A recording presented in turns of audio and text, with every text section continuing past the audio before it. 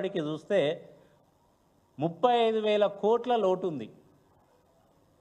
35,000 కోట్ల రాబడి తక్కువ ఉంది.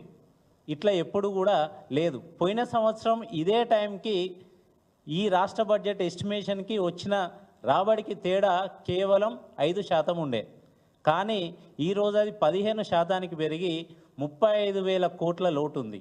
ఇంకొకటి తెలంగాణ రైజింగ్ అంటున్నారు కదా, మరి ఎక్కడ రైజింగ్? ఇది టీఎస్ ఐపాస్.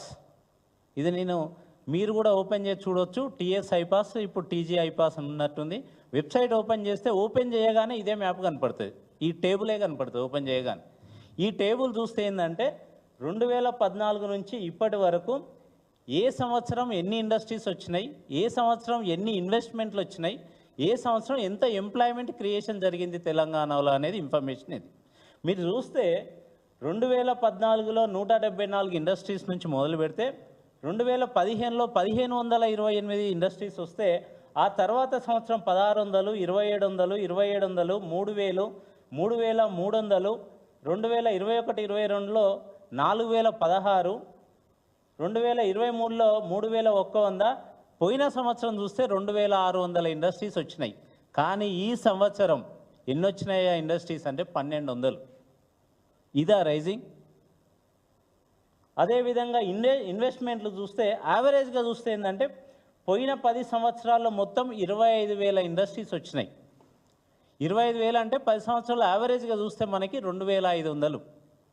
అంటే ఈ సంవత్సరం వచ్చింది 1,200 అంటే 2,500 కనీసం 50% కూడా రాలేదు. ఇప్పటికి 50% కూడా పరిశ్రమలు రాలేదు తెలంగాణ రాష్ట్రానికి కొత్తవి. అదేవిధంగా ఇన్వెస్ట్మెంట్లు చూస్తే ఈ సంవత్సరం మనకు వచ్చింది 8,468 కోట్లు. 8,468 కోట్లు ఇప్పటి వరకు వచ్చింది. ఎప్పుడు అంటే 2015లో కేటీఆర్ గారు ఇండస్ట్రీస్ మంత్రిగా అయిన తర్వాత 2015లో మొదటి సంవత్సరంలోనే మనకి 28,000 కోట్ల ఇన్వెస్ట్మెంట్లు వచ్చినాయి 2015లో. దాని తర్వాత చాలా పెరిగింది. దాని తర్వాత 33,000 కోట్లు, 57,000 కోట్లు, 34,000, 40,000, 16,000, అంటే మధ్యలో కోవిడ్ వచ్చినప్పుడు ఒక్కసారి తప్ప 18,000, తర్వాత 26,000, 28,000 కోట్లు ఈ ఒక్క సంవత్సరమే. అంటే 2024 ఈ సంవత్సరంలో 8,000 కోట్లు అనేది 2015 కంటే కూడా తక్కువ. అంటే తెలంగాణ రైజింగా, తెలంగాణ రివర్సింగా? ఎక్కడి నుంచి ఎక్కడికి పోయినాం? ఈ 10 నెలల ఈ దౌర్భాగ్యపు పాలనలో మళ్ళీ తెలంగాణ 10 సంవత్సరాల వెనక్కిపోయింది. ఇది ఇన్వెస్ట్మెంట్లు. ఎంప్లాయ్మెంట్ చూస్తే ఈ సంవత్సరం ఇంతకుముందు ఇన్వెస్ట్మెంటు యావరేజ్ ఇన్వెస్ట్మెంట్ గత 10 సంవత్సరాల కంటే ఈ సంవత్సరం 30% మాత్రమే. తర్వాత ఎంప్లాయ్మెంట్ ఈ సంవత్సరం క్రియేట్ అయిన ఎంప్లాయ్మెంట్ 34,000 ఉద్యోగాలు మాత్రమే వచ్చినాయి. అదే గత 10 సంవత్సరాల చూస్తే మొత్తం 18,60,000 ఉద్యోగాలు వచ్చినాయి. ఈ సంవత్సరం 34,000. అంటే యావరేజ్గా చూస్తే ఒక్కొక్క సంవత్సరం దాదాపు 1,80,000 ఉద్యోగాలు వచ్చినాయి. కానీ ఈ సంవత్సరం 34,000 ఉద్యోగాలు. అంటే ఎంత పర్సెంట్ వచ్చినట్టండి? అంటే తెలంగాణ రైజింగా, తెలంగాణ రివర్సింగా? మీరు చూస్తే 2015లో 94,000 ఉద్యోగాల కల్పన జరిగింది తెలంగాణ రాష్ట్రంలో. 2014 జూన్లో వచ్చినాం కాబట్టి 2015 చూస్తే 90,000 ఉద్యోగాలు. అంటే 2015లో వచ్చిన ఉద్యోగాల కంటే ఇప్పుడు వచ్చింది 1/3, అంటే 30% ఉద్యోగాలే ఈ సంవత్సరంలో క్రియేట్ అయినాయి తెలంగాణలో. ఇది తెలంగాణ రైజింగా? ఏం సాధించారని మీరు తెలంగాణ రైజింగ్ అని పండగ చేస్తున్నారు?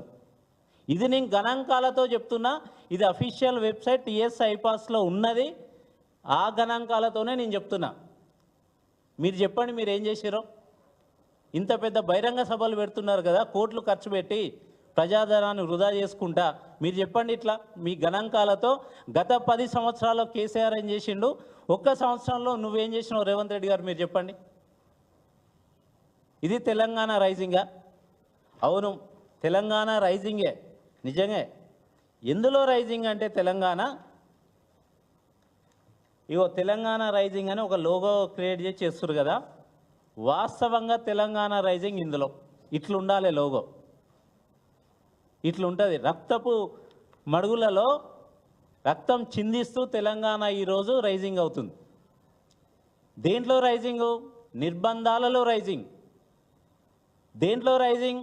కూల్చివేతలలో రైజింగ్, అత్యాచారాల్లో రైజింగ్, ఆత్మహత్యల్లో రైజింగ్, రైతు ఆత్మహత్యలో రైజింగ్, రైతు కష్టాలు రైజింగ్, గురుకుల విద్యార్థుల మరణాలు రైజింగ్, అక్రమ అరెస్టులు రైజింగ్, ధర్నాలు రైజింగ్, జర్నలిస్టుల మీద కేసులు రైజింగ్, జర్నలిస్టుల మీద దాడులు రైజింగ్, లాఠీ ఛార్జీలు రైజింగ్, రైతు కష్టాలు రైజింగ్. ఇంకా చెప్పాలంటే హైదరాబాద్లో చెత్త కుప్పలు రైజింగ్, సీఎం బూతులు రైజింగ్, సీఎం అబద్ధాలు రైజింగ్, కాంగ్రెస్ మోసాలు రైజింగ్, అవినీతి రైజింగ్, ఢిల్లీకి వెళ్ళే ట్రిప్పులు రైజింగ్, ఢిల్లీకి పోయే మూటలు రైజింగ్. ఇది ఈరోజు జరుగుతున్న తెలంగాణలో. తెలంగాణ రైజింగ్ అనేది ఇది. ప్రజలు ఎక్కడ అభివృద్ధి చెందినరో మీరు చెప్పండి, ఏ రంగంలో అభివృద్ధి చెందినరో చెప్పండి. పర్ క్యాపిటా ఇన్కమ్ పెరిగిందా? పెట్టుబడులు పెరిగినాయా? పరిశ్రమలు పెరిగినాయా? ఆదాయం పెరిగిందా? ఈరోజు రియల్ ఎస్టేట్ ఏ ఒక్కరిని తీసుకున్నా హైదరాబాద్లో దాదాపు సగం మంది రియల్ ఎస్టేట్ మీద బతుకుతారు. రియల్ ఎస్టేట్ వ్యాపారులను అడగండి ఎలాంటి పరిస్థితి, ఎలాంటి దౌర్భాగ్యమైన పరిస్థితి ఉందో అనేది.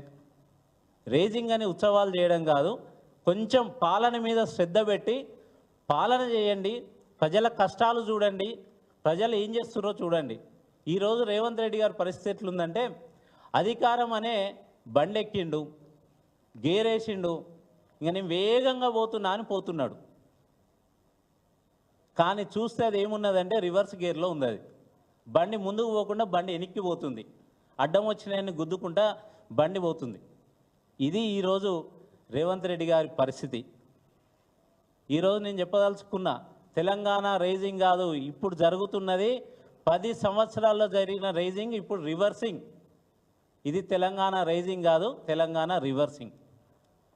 కాబట్టి ఇప్పటికైనా కాంగ్రెస్ మంత్రులు, ముఖ్యమంత్రి పాలన మీద శ్రద్ధ పెట్టాలని విజ్ఞప్తి చేస్తున్నా. Thank you.